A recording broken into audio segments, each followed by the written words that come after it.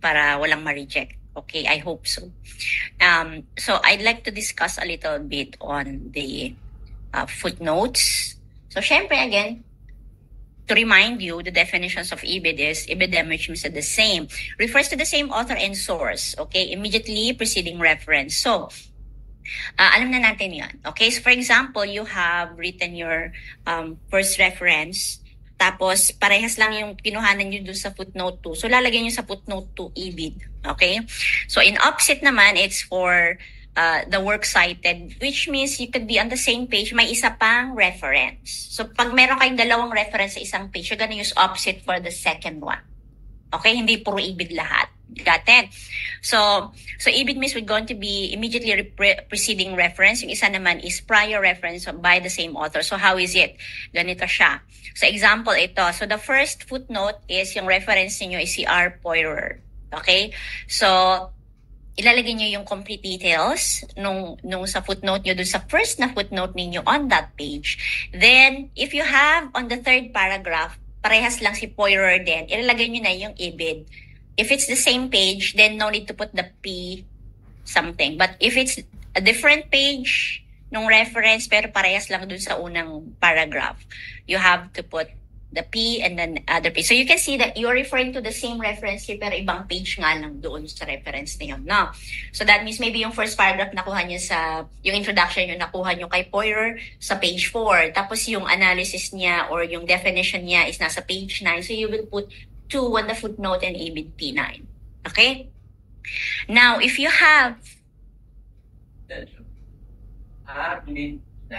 page 9, kasi yung definition nyo, di ba, halimbawa meron siyang definition, hindi nyo nalagyan ng IBID na may page kung parehas lang na page. Pero kung nasa ibang page yon, then you have to put and indicate the page. Okay? Pero ako may page, pinaka page to 154 to 59 kung ayun yung in-class ng husband. Okay lang, walang problema. But if you are like trying to make a footnote of a definition, syempre, yun lang definition niya yung pahanin niyo. So you can make an improvement with that.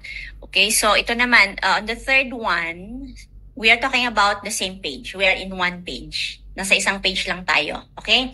Let's say on your third or fourth paragraph, meron kayong isa pang author, that is Eliot.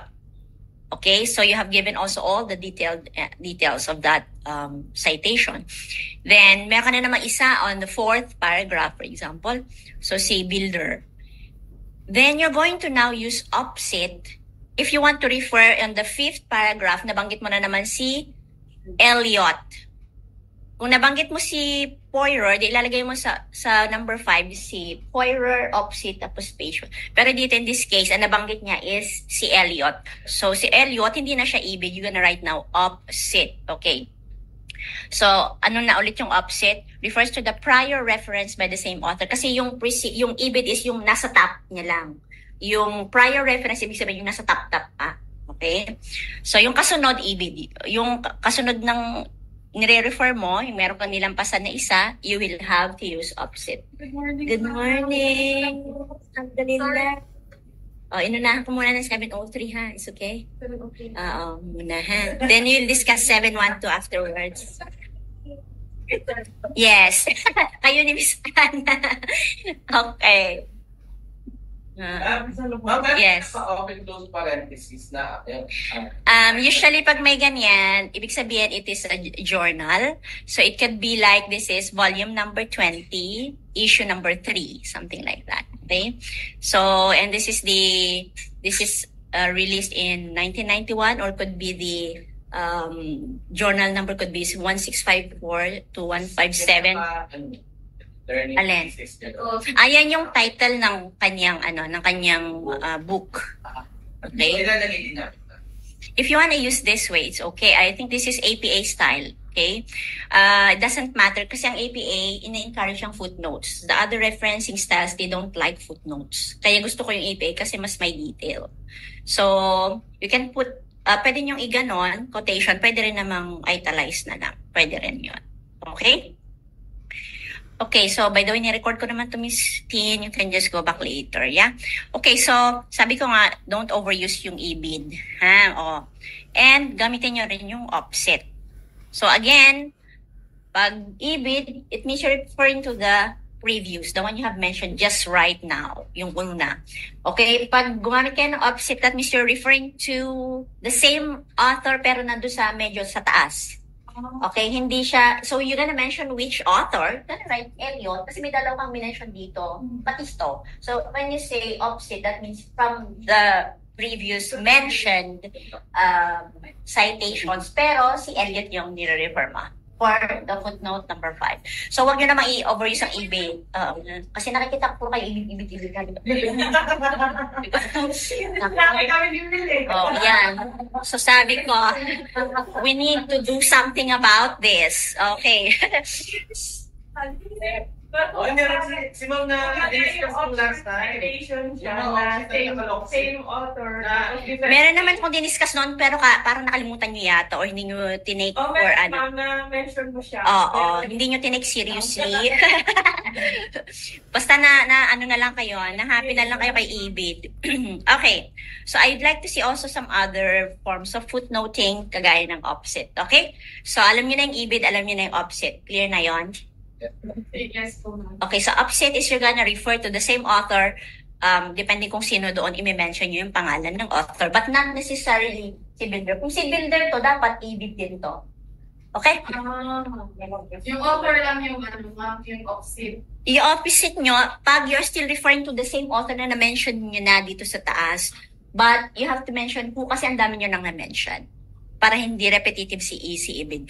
Si Ibid is used for the one that you have just mentioned. Well, for example, ma'am, may number 6, si Eliot, di ba yung nasa number 5? Yeah. Number 6, Eliot pa din, pero opposite na lang ang ilalagay. Tama ba? Hindi na yun ni Eliot. Yes, that's correct. Very good, Will. So, hindi mo na ilalagay si Eliot, opposite lang. Okay? Next, how about loxit? Loxit is loco citato, meaning in the place cited. Ito naman is an endnote term which is used to repeat the title and page for the given work and author. So for example, itong si R. Milan. So in this example, lalagay mo lang loxit dun sa footnote 2 mo. In the above example, the loxit in reference number 2 refers to reference number 1 and its entire lahat-lahat. Kumbaga, nakuha mo rin sa same page, nakuha mo rin sa same author. So, instead of, kasi pag, ibig sabihin everything in the same page, okay? Alright, in the same page. Okay, para hindi masyadong overuse si Ibid. Okay. Ano yung number 1, but walang nakalagay na, Alin? so, si Army lang. Wala siyang nakalagay na Ibid or Loxit. Kasi siya ang first entry. Sa first footnote mo is always wala namang ano, di ba? So usually ang nangyayari sa inyo, nilalagyan nyo ng Ibid yung first footnote nyo. Ma'am, di ba, kunyari naglagay po kami ng citation. Pwede namin ilagay sa footnote yung ano niya, yung kung sino yung reference. Yeah. Pero syempre walang link yun, ha? Yung link ilalagay nyo sa reference list. In details lang. Yeah. And page. Instead na ilalagay namin sa according, ganyan ba, pwede na namin ilagay sa Pwede. Okay? Right. So, we are talking about the same page, ha? Ibang nagmelagay tayo ng ganito. So, I want to repeat and make it clear, ha? This is on the same page. Iisang page lang yung pinag-uusapan natin. That means in this page, may 5 footnotes. Okay? Right. So, ibig sabihin sa page na yan, na-mention nyo si Poirer ng 2 times, si Eliot ng 2 times, at 1 time si Builder. So, ibig sabihin, meron kayo lang, actually, 3 authors. Pero na-mention nyo ng 2, si Eliot at saka si Poirer. Okay? I hope that's clear enough. Okay, dito naman tayo sa next page. Sa loxit is also used in place of Ibid. Diba? So, parang parehas lang siya. Para hindi nga laging Ibid. Okay? In the same. Para tinitignan ko ngayon yung puro Ibid na hindi nga maganda tignan, di ba? Oo.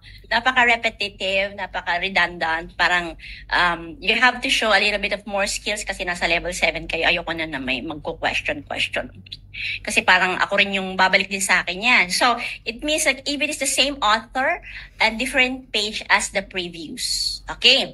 Yung loxit, same everything. Kasi yung Ibid, if you have same everything, you just write Ibid. Diba? Pero if it has another page, then you can put the page number. But usually, you use Locksit, para ring ibid lang siya, but you wanna use Locksit, so you can put the page. The other way around. So you don't need to put the page number. Okay? So, ibid, lalagyan mo siya ng page pag the same author and pero different page. And yung Locksit, save everything as the above. So, at least hindi ka na gumamit ulit ng ibid kasi lahat pare-parehas lang naman.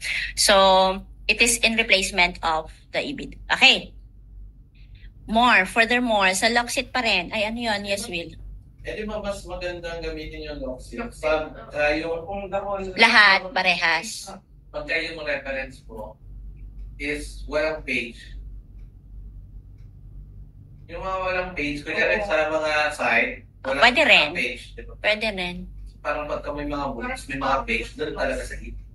Pag walang page yung mismong document na nakaan na PDF, yung page na lang na nilagay ng website, meron naman siyang page sa baba. So you can use that pagination. Kasi in the same time naman, yun din naman ang ginamit mong platform. Sa mga kunyari sa mga online journals, wala talaga sa page. Ayun, walang page. Oo, yes. Sa akin yun naman, puro offset na. Wag naman gana. Ayusin niya. Grabe siya. Pag kayo na-reject, bahala kayo sa buhay. Okay. Ito naman, Locksit is used instead of offset. So, sabi nga natin, pag sinabi nating offset, if you're referring to the previous mentioned reference, okay? But then you're going to make use of the same cited, the page of work, as such as going to be not followed with the volume. So usually yung Locksit, wala siyang page. Wala siyang volume, walang anything. You're just referring to the previous one. So, kagaya niyan. Okay? So, yung Locksit, wala siyang anything. Okay? So, pag gusto nyo ng same reference, pero may ibang page, ibid ang gagamitin.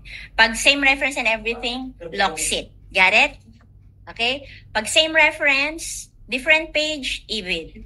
Pag same everything, Locksit.